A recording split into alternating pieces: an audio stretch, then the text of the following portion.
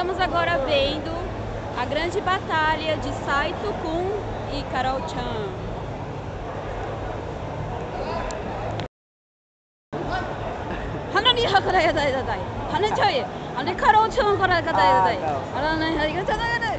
E agora uma grande luta. Agora a Carol está atacando. Não, quem está atacando é o Saito. Não. Quem atacou? Sei lá quem atacou. 1-0 pra ela. A Carol tá ganhando. Vai lá, Saito, você consegue. Solta o seu Hadouken. Vai lá, Carol. Usa o seu chakra interior, sei lá. Vai lá. Usa a espadinha de luz. Vai, 2-2. Vamos lá, eu não entendi nada. Vai lá, 3-2. Vamos lá. Vamos lá. E ela sabe, ela aprendeu com quem? Com os outros. A lutar.